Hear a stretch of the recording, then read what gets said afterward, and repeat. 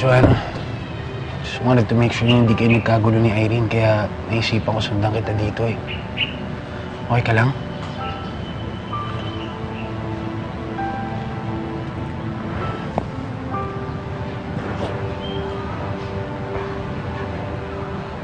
Ang ganda niya. Ang ganda-ganda niya.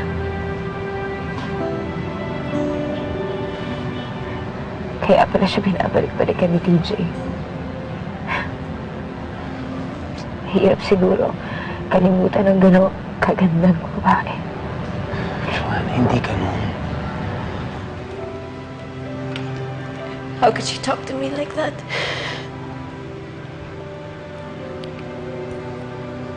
Na parang kabit ako ng asawa niya.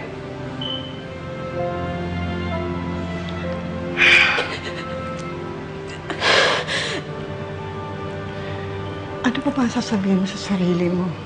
Huh? Pinuntahan ka na rito ng asawa niya.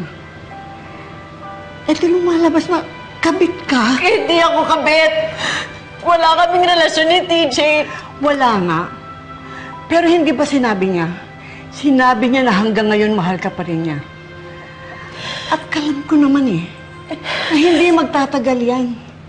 Na aaminin mo rin na may pagmamahal ka rin sa kanya. Saan ang patutunguhan nun? Hindi ba relasyon? Magkaka-affair din kayo before you knew it. Paano ko naman ipaglalaban yung asawa ko?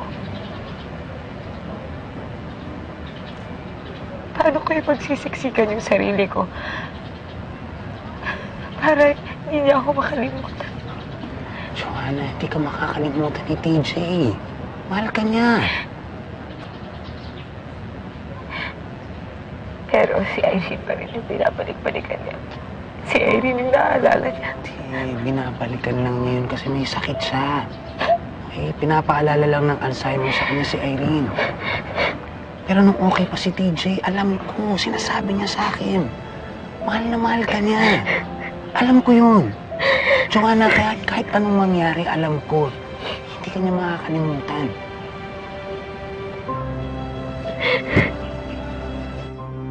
Iha,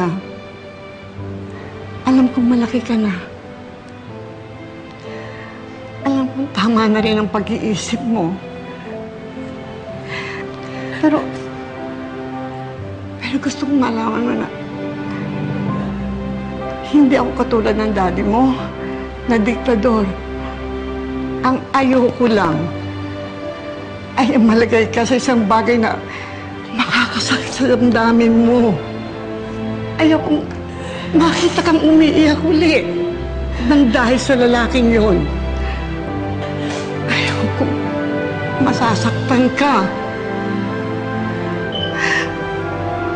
Naiintindihan mo ba yun?